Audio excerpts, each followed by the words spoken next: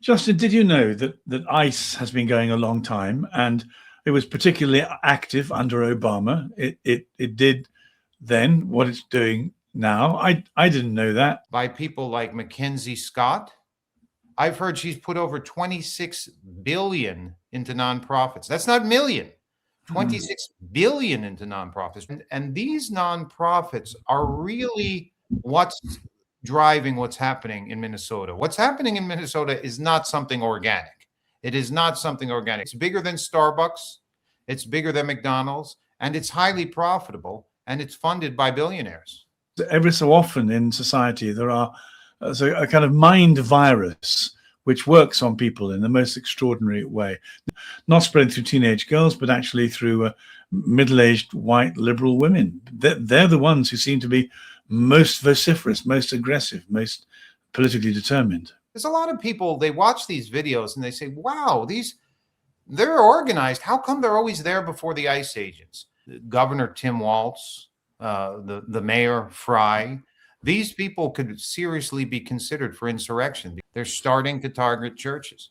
Outside the church, there is no salvation. Outside the Catholic mindset, there is no salvation. And suddenly I've seen that phrase become true in a way I'd never contemplated before. As Musk called it the woke mind virus, but as May call it the woke religion, really plays a large part here in the falling of the dominoes.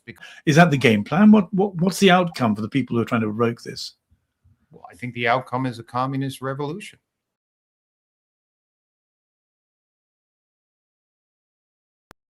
Hello, everyone. This is Justin, your host here at Reclaiming Christendom, with my wonderful colleague.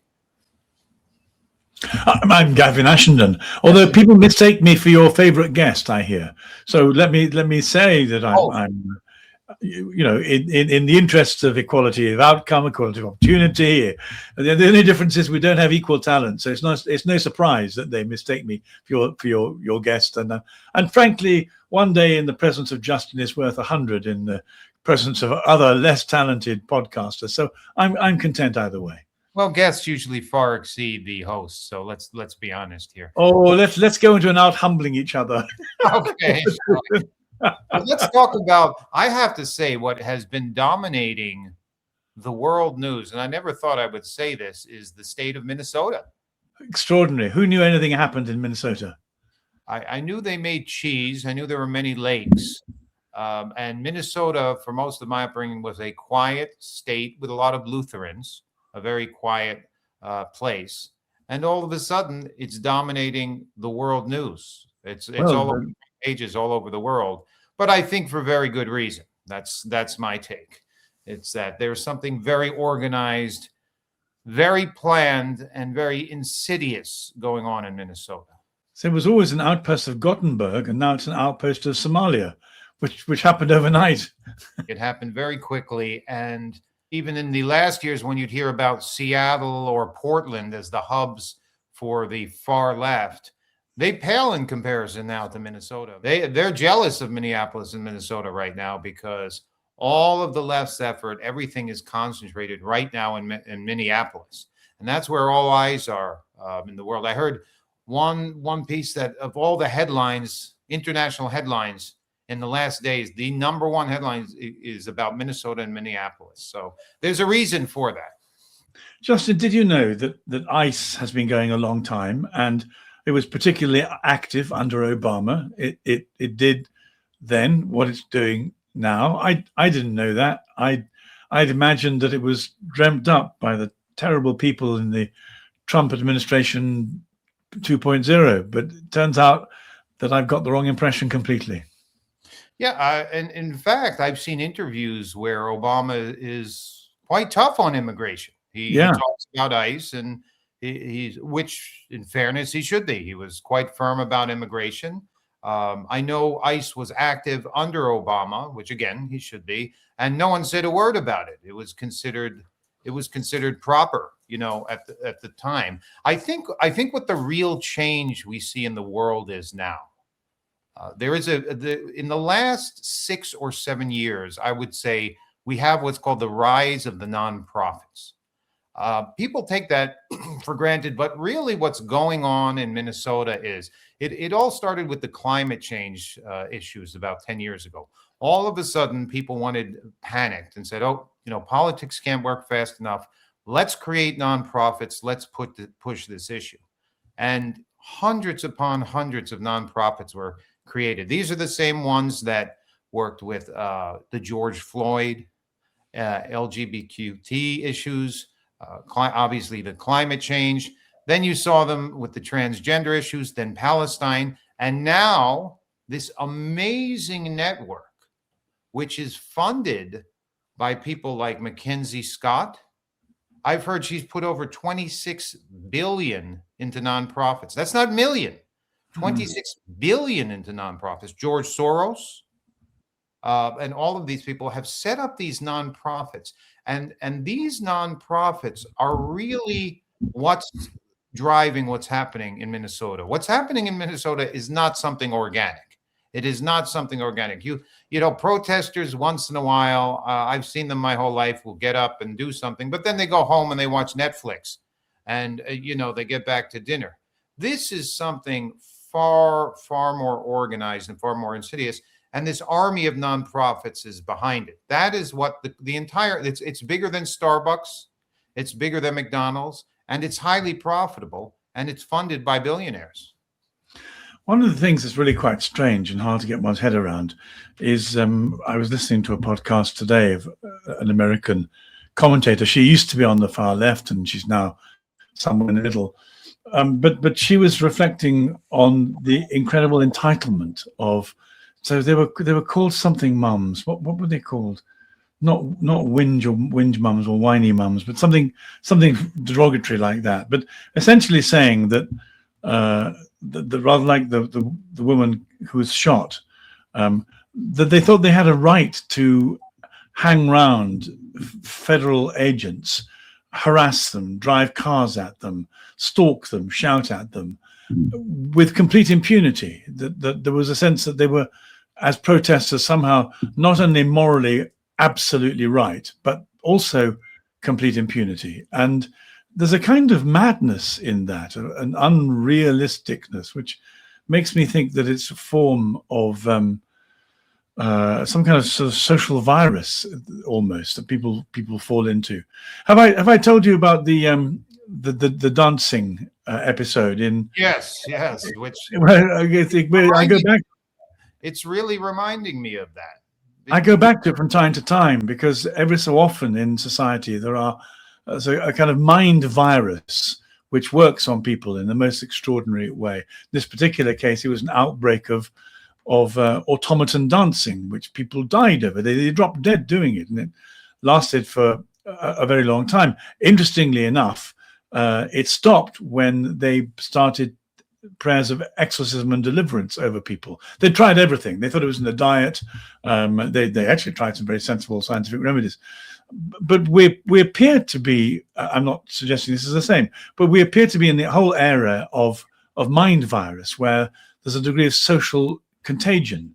And I was listening the other day to someone was suggesting the same thing was happening in terms of the trans issue. It all started with a trans influencer on TikTok, and because teenage girls are particularly susceptible to copying in order to belong, they're very, women are very good at nurturing relationships. Is what they do, but there's a kind of period in a teenage girl's life where the need to be accepted and to fit in is absolutely essential. And so many of the psychological fads that have taken place through social media have spread like wildfire, particularly through teenage girls, and the transgender element was part of it. But this seems to me also to be a piece of social contagion, not spreading through teenage girls, but actually through middle-aged white liberal women. They're the ones who seem to be most vociferous, most aggressive, most politically determined. Well, there's something I've heard about now. I never had heard about this before, called the Singham network. And I don't know if you've heard about this billionaire, Neville Roy Singham. He's a tech billionaire. He moved to China years ago, and he works hand in hand openly with the Chinese Communist Party.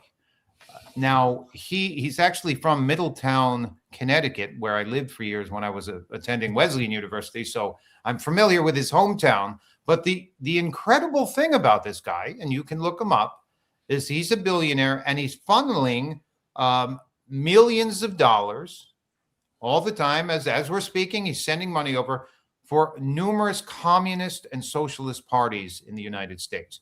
And once again, we have to emphasize this because I think people are wondering, there's a lot of people, they watch these videos and they say, wow, they're organized. How come they're always there before the ICE agents? How come there's, how did they, this is a quiet suburban corner. Why are there 50 of them? What are they doing there?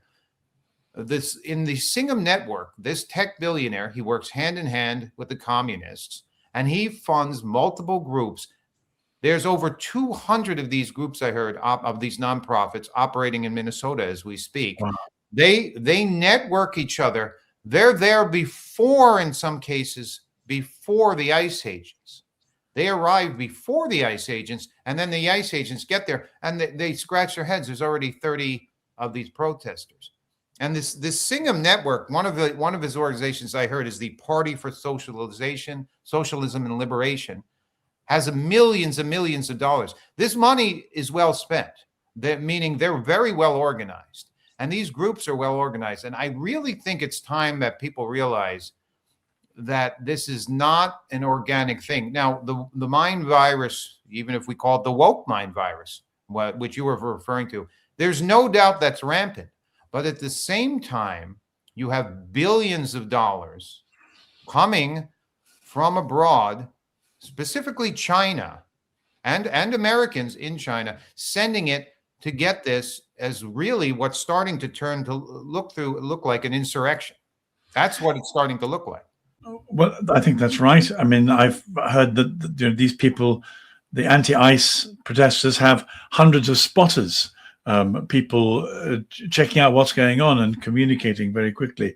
So you're right. It's a combination of something that looks like it's an automaton mind virus at one level, but it's highly organized and consciously directed at another. One of the things that people were pointing out was that the political strategy is partly about protest, but it's mainly intended to provoke a reaction in the authorities. In terms of the insurrectionist plot, there is a Marxist playbook for how you undermine the state. And one of the ways you do it is you provoke the state into an overreaction. And there's something immensely provocative. It's as if everything that the protesters are doing is designed to provoke a reaction of one kind or another. And that's what happens. And then once a reaction happens, that becomes the media narrative. And then people overreact to that. So it's a process of stepped overreactions, ultimately, which produces a very different, an altered picture of reality to the Western consumer. Well, yeah, and another thing that I think people have to understand is if you watch these videos, numerous people point out, there are no police. There is no police. There are no cops. They see these agitators and they see ICE agents. Now, normally in the United States, the states are required to provide police. You see if you get a rally, if you get a protest, you apply and you have police. You have police there. Someone commented that they've watched over 100 videos. They've yet to see one police officer. I was listening to commentary on this, and the rationale for this is that in the red states, the police are cooperating with the federal state, with the federal powers. It's in the blue states that the politicians have withdrawn all police cooperation. And what this means then is that the federal agents are entirely vulnerable. There's no barrier between them and the agent provocateur. And one of the reasons why it's causing such violence and such trouble is, as you quite rightly say, when the state police are doing their job, they act as a buffer zone. It doesn't happen. And they also arrest people. In fact, one of the things they were saying is that the cooperation between ICE and the federal government in terms of arresting people. But what the blue states do is they either won't arrest them, or if they arrest them, they let them go immediately. Even the ones who are deemed to be seriously the most important criminals that ICE has put at the top of the list as people who need to be taken out of this and sent back to their home countries.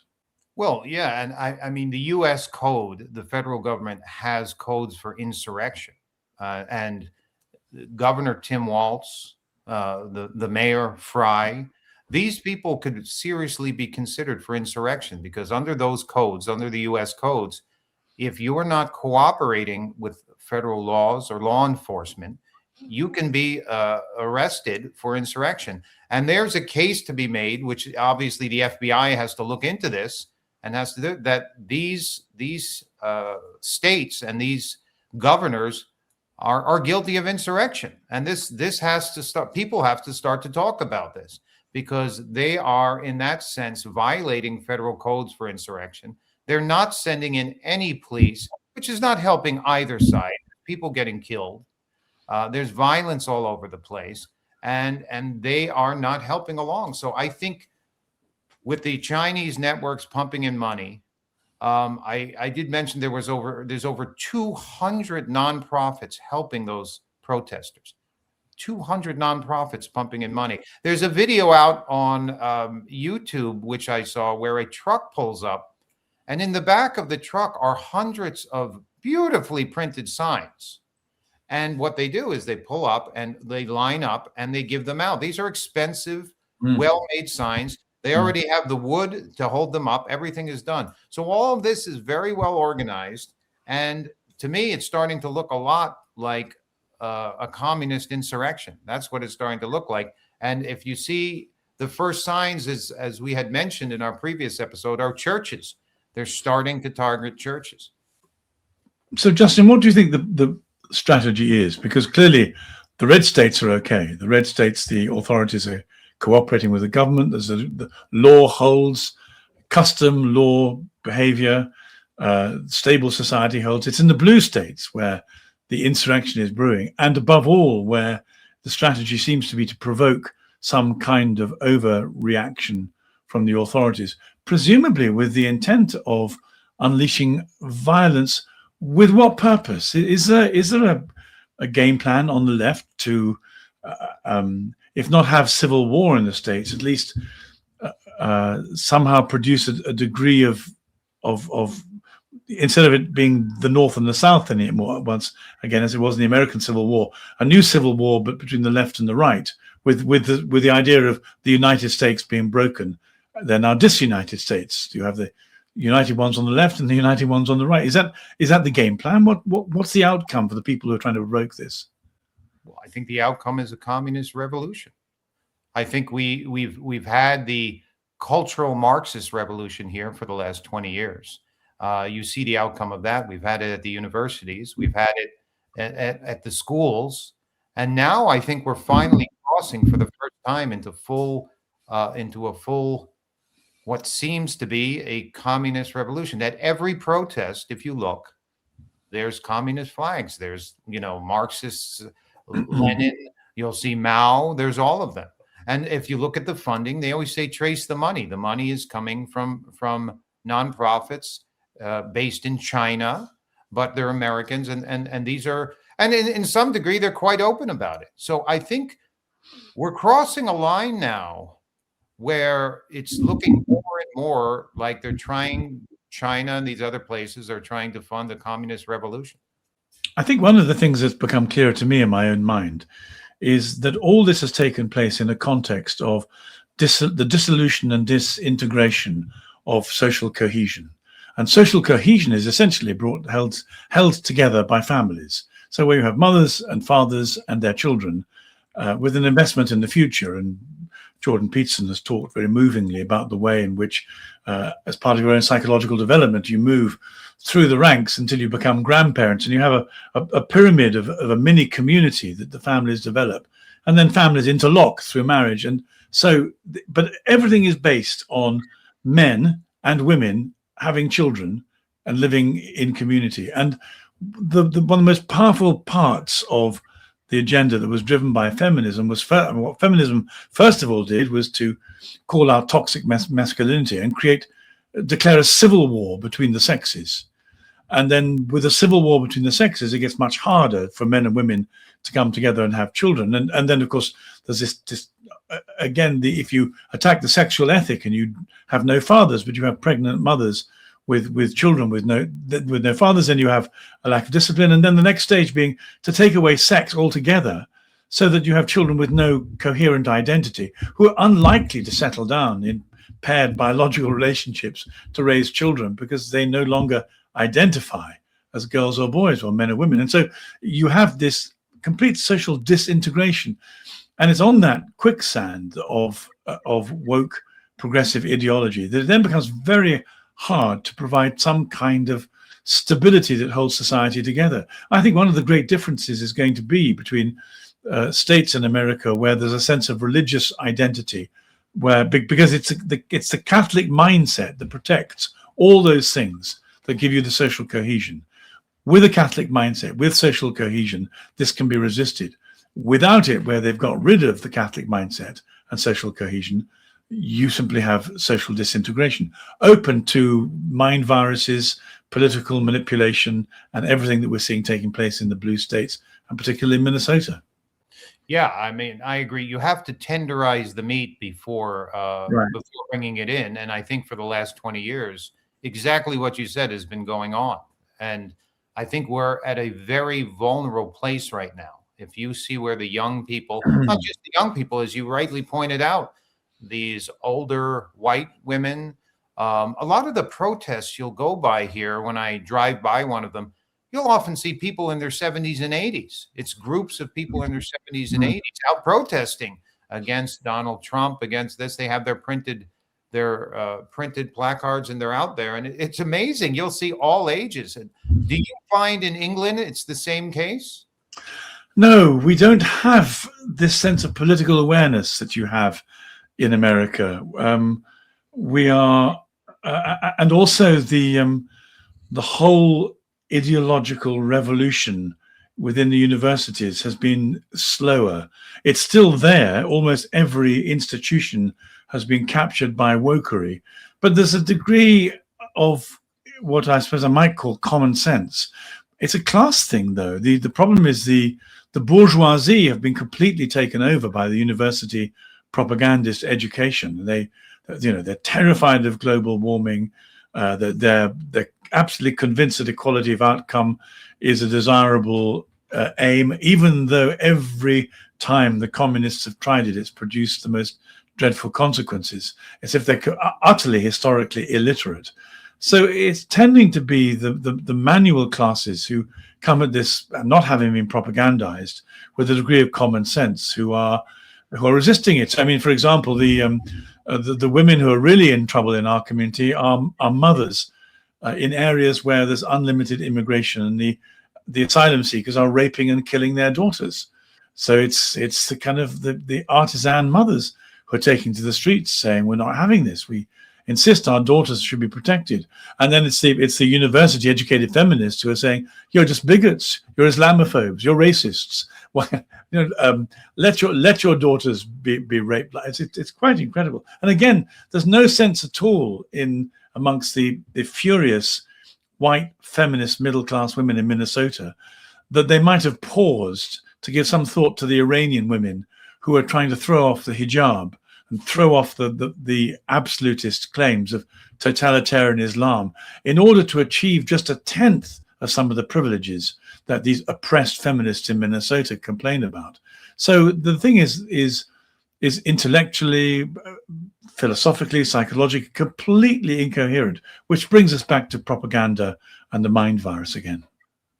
Yeah, and it seems like there's like in mathematics, there's an order of operations here. It seems you have the Maoist type cultural, Marxist cultural ideas. They come in with wokeism. They soften the population. In your case, the upper classes. Here, it's more middle and upper classes.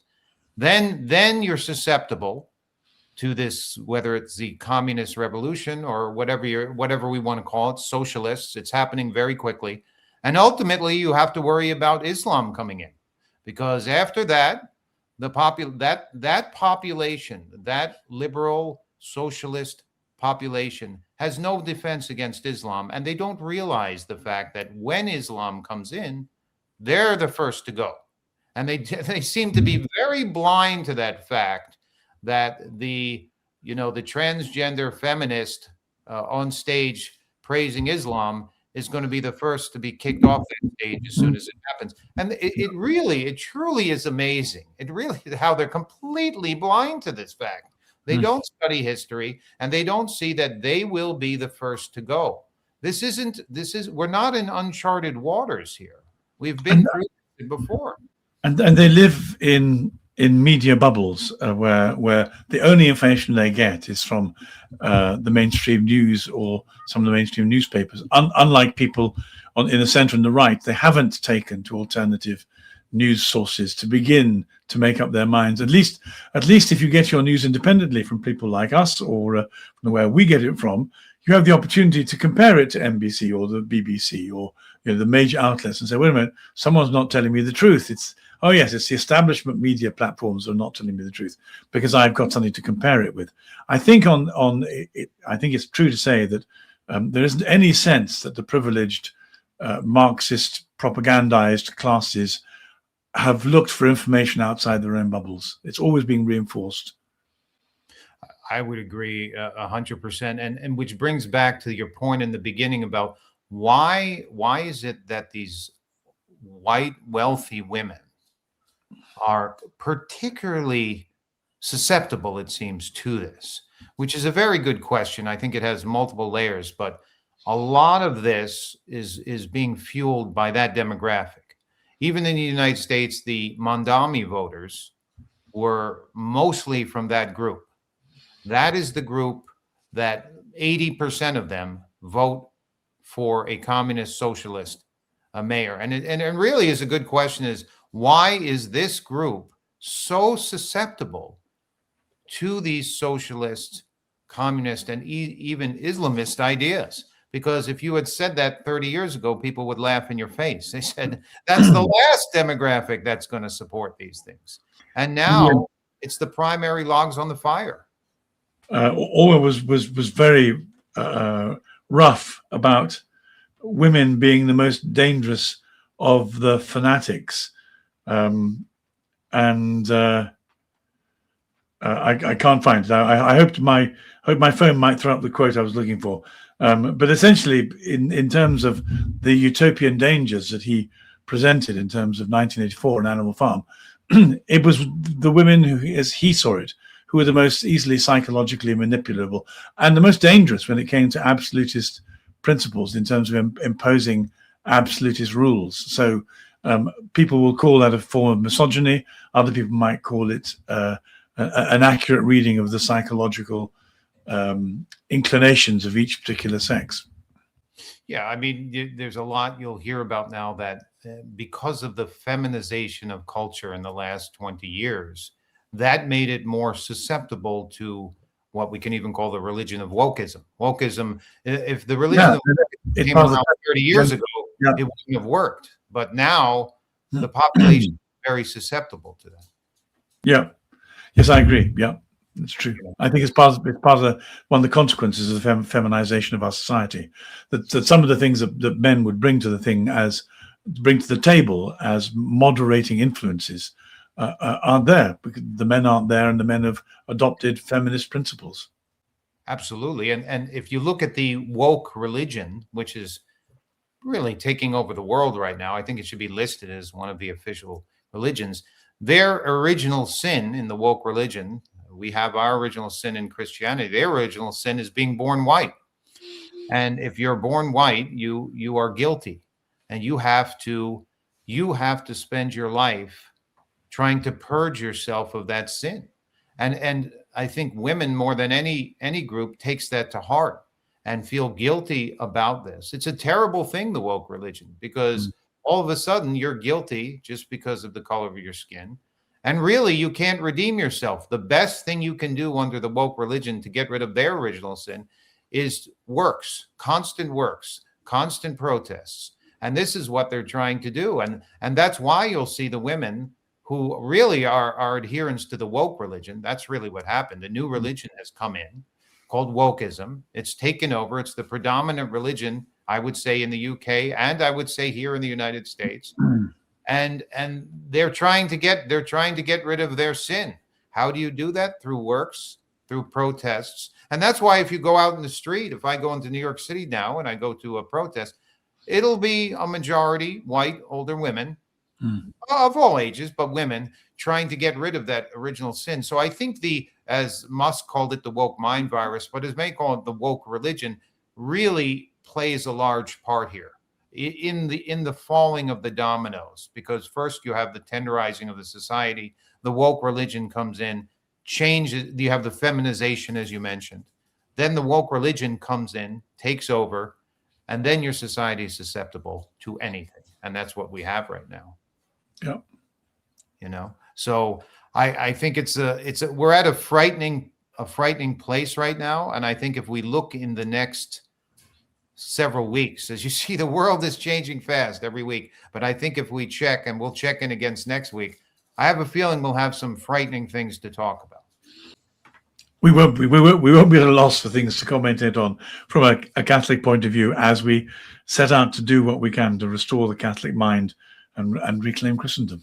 Yes, because outside of the church, I really don't see any help for society, and that's the beauty of the church. So isn't it amazing the way the phrase, the statement outside the church there is no salvation seems to me to be a rather heavy-handed, exclusive Catholic piece of soteriological teaching. Suddenly, I see it in a completely new light. You were just saying, outside the church there is no salvation. Outside the Catholic mindset, there is no salvation. We're describing not something we're imposing on people. We're describing cause and effect. And suddenly, I've seen that phrase become true in a way I'd never contemplated before. Same thing. That came out organically, but I see exactly what you're saying. And once again, we see the truth of Scripture. And on that note, let's meet again next week, and let's see what else we have to explore in this frightening but exciting world. It'll be we won't be lacking for conversation. All right. Good to see you. Talk soon. Thank you. God bless you. God bless.